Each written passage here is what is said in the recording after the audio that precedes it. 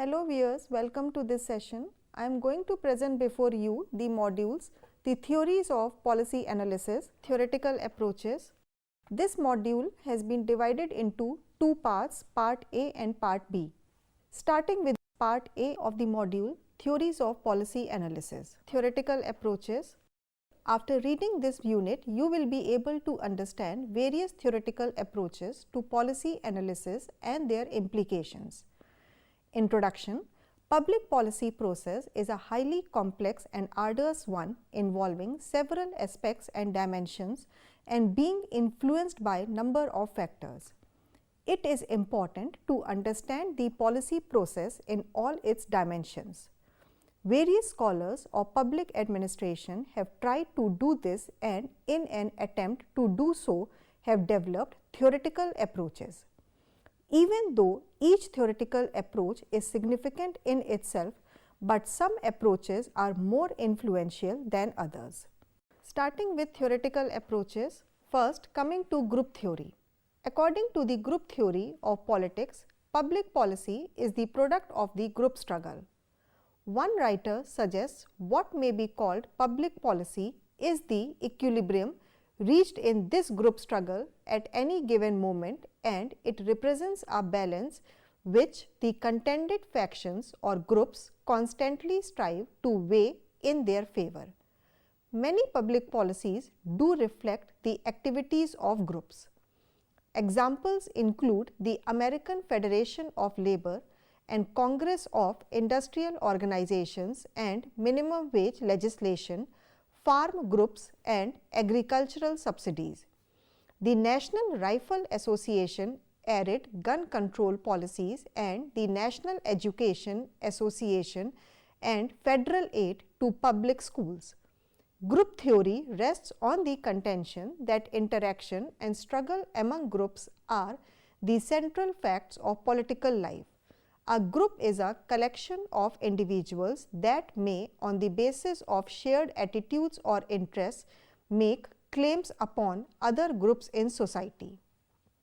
It becomes a political interest group when it makes a claim through or upon any of the institutions of government. And many groups do just that. The individual is significant in politics only as a participant in or a representative of groups. It is through groups that individuals seek to secure their political preferences. A central concept in group theory is that of access. To have influence and to be able to help shape government decisions, a group must have access or the opportunity to express its viewpoints to decision makers. Obviously, if a group is unable to communicate with decision makers, if no one in government will listen, or its chances of affecting policy making are slim.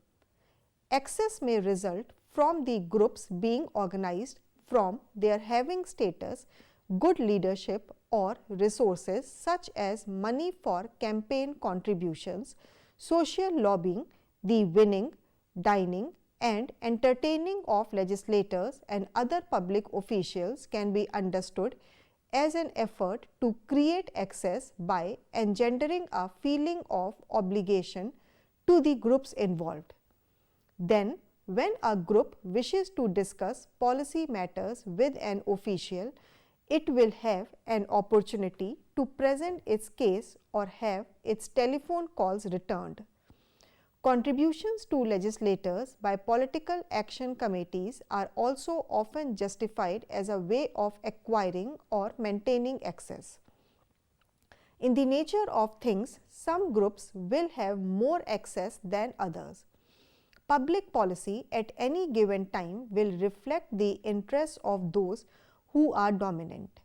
As groups gain and lose power and influence, public policy will be altered in favor of the interests of those gaining influence against the interests of those losing it. The role of government, that is, official groups in policy formulation, is described by one proponent of group theory.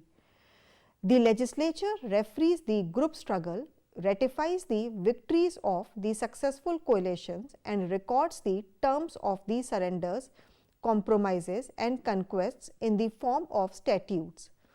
Every statute tends to represent compromises because the process of accommodating conflicts of group interests is tone of deliberation and consent. The legislative vote on any issue tends to represent the composition of strength, that is, the balance of power among the contending groups at the moment. Administrative agencies of the regulatory kind are established to carry out the terms of the treaties that the legislators have negotiated and ratified. The judiciary, like the civilian bureaucracy, is one of the instrumentalities for the administration of the agreed rules. Group theory focuses on one of the major dynamic elements in policy formulation, especially in pluralist societies such as the United States, but it seems both to overstate the importance of groups and to understate the independent and creative role that public officials can play in the policy process. Indeed, many groups have been generated by public policies. The American Farm Bureau Federation, which developed around the Agricultural Extension Program, is a notable example, as is the National Welfare Rights Organization. Public officials also may acquire a stake in particular programs and act as an interest group supporting their continuance. In the United States, some welfare agency employees, including social workers, prefer current programs with their emphasis on supervision and services as well as benefits to a guaranteed annual income, which would probably eliminate some of their jobs. Another shortcoming of group theory is that in actuality many people, for example the poor and disadvantaged, and interests, such diffuse interests as natural beauty and social justice, are either not represented or only poorly represented in the group struggle. As Professor E. Schatzkiedner remarks about the under-organization of the poor, the flaw in the pluralist heaven is that the heavenly chorus sings with strong upper-class accent. Those who are not represented will have little voice in policy making, and thus their interests are likely to be slighted therein. Finally, from a methodological perspective, it is misleading and inefficient to try to explain politics and policy making solely in terms of interest and the group struggle. This bias leads to neglect of many other factors such as ideas and institutions which abound and which independently affect the development of policy.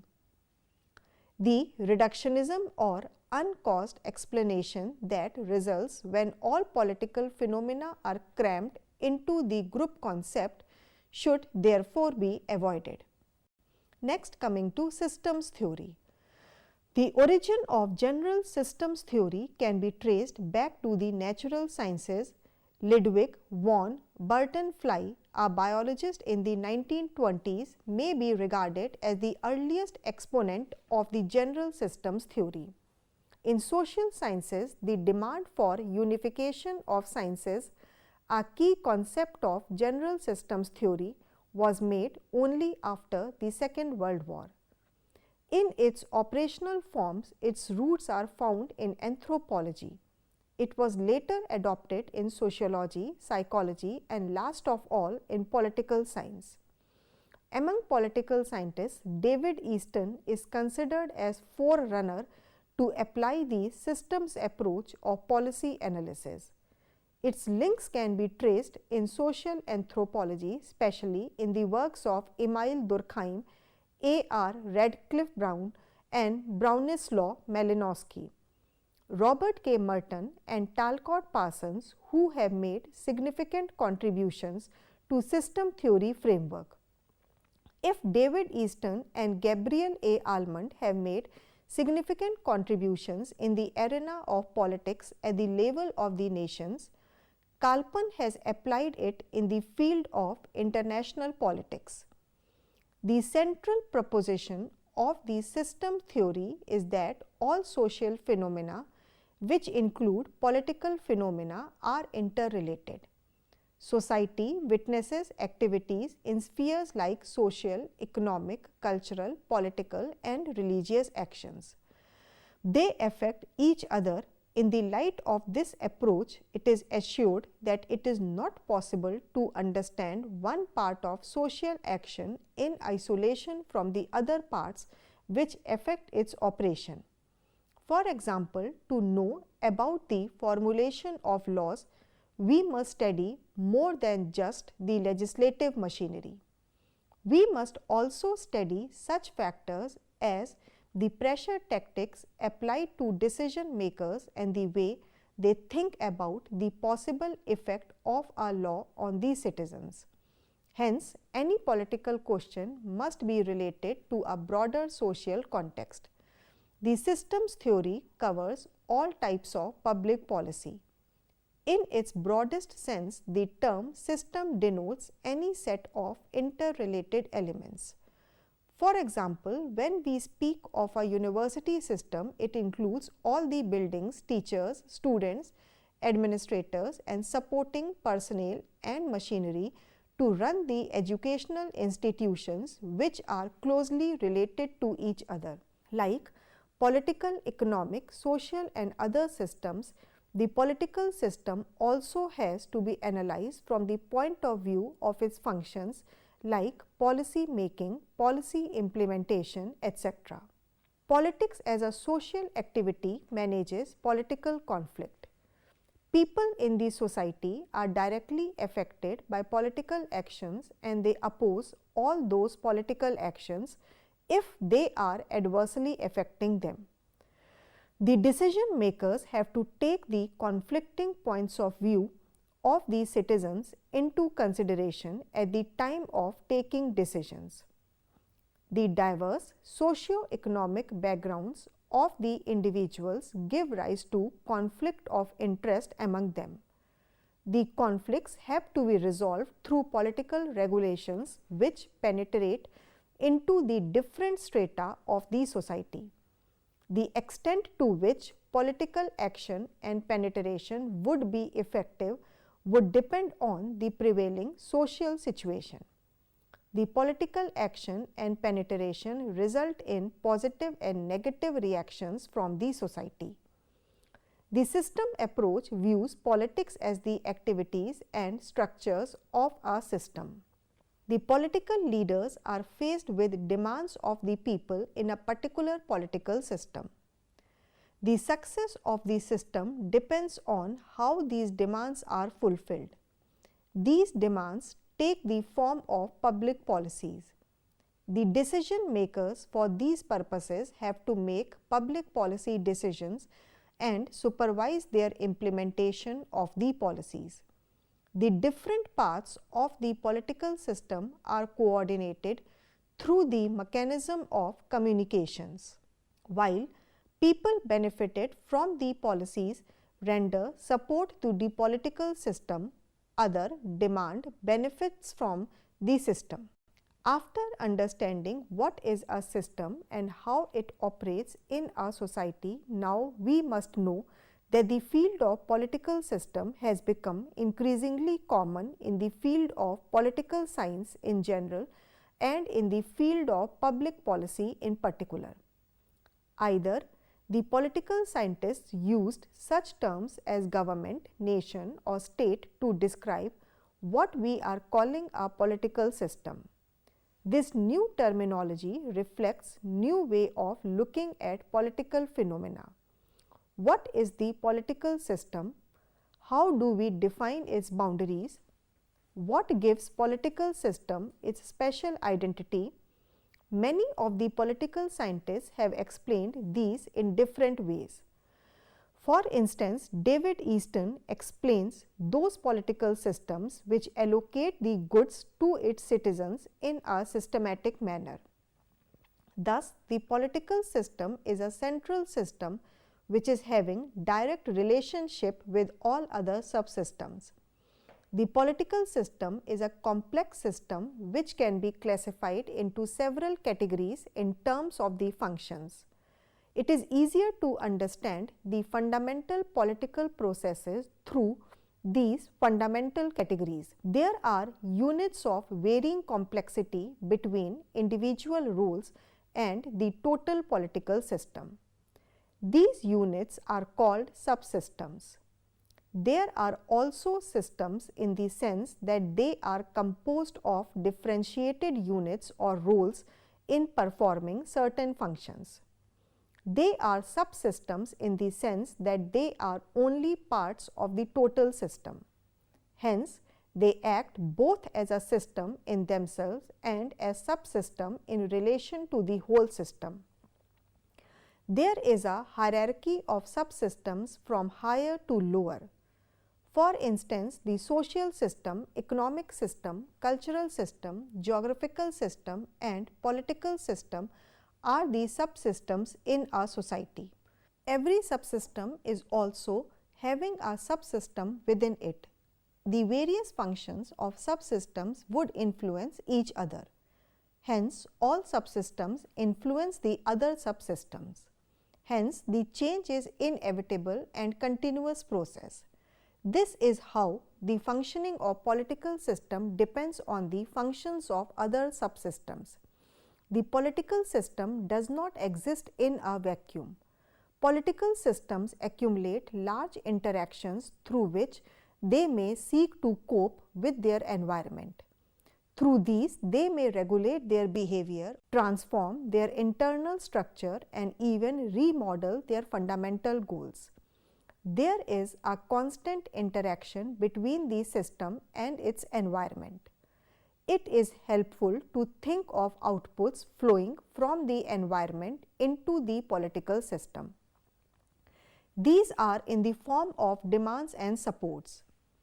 Political systems may be seen as meeting challenges of various types of demands from the environment. The political system may cope up with these demands in varying ways, from adapting the structure of the systems to meeting the demands, to changing the allocation of scarce resources, or to changing the character of the environment.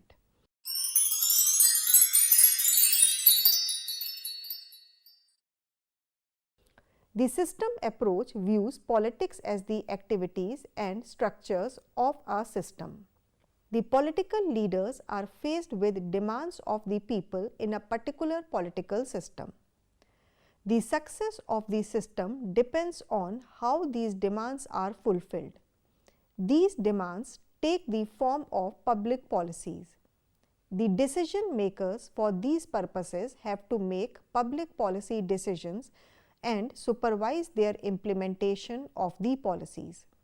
The different parts of the political system are coordinated through the mechanism of communications.